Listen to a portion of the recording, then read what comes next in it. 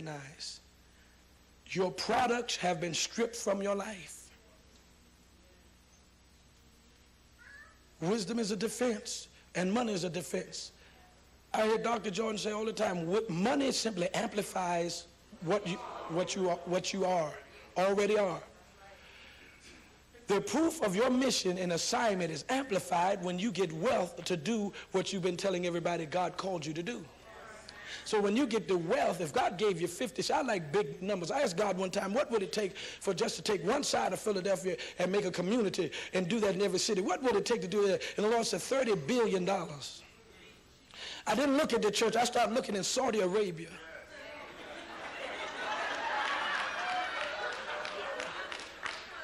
I started looking in Syria, Iran, because I have to go where the money is. Wisdom teaches you to find your product.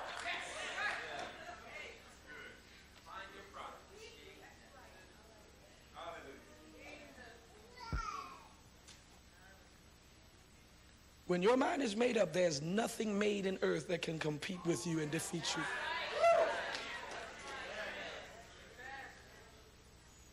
Look at someone and say, we must be empowered, with wealth. We must reclaim our product, and we must establish that kingdom.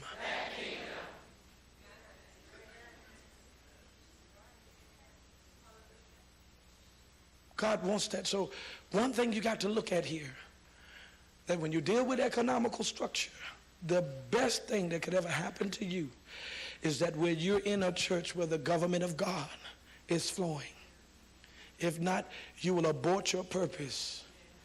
And how many years have you already wasted waiting for the next year to bring the new thing that you've been saying you need?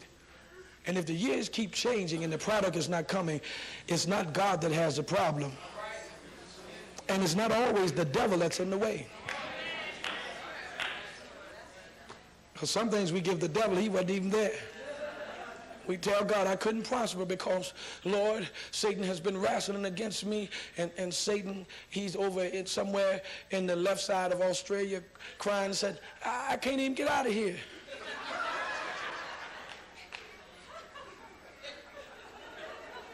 It's not my fault, Jesus.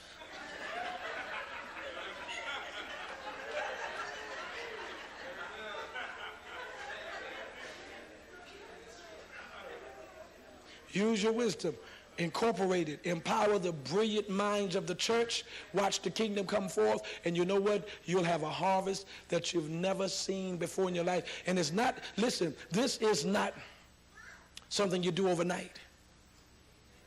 You have to slow down, get in a hurry, to calm down. You hear what I said? Slow down to get in a hurry, to calm down. And live it, and plan it, and reinvest in knowledge and in wisdom. Because upon people of culture, we've been always taught that knowledge was just something we didn't need. Half of us in here, when we were in high school, we skipped school. You busted, you know you're busted. And you never made up for that rim of knowledge. And so you were looking for something better to come. It never came. So you have to be careful that without wisdom, you fantasize too much and you begin to hallucinate futures that God never put in your pathway. But wisdom is pregnant with success. And wisdom cries out. It speaks. And you know what else? Wisdom is pregnant all the time. And wisdom's best thing to keep wisdom pregnant is money. Because money and wisdom run the world. Let God establish that kingdom. Let's give God some praise. Come on.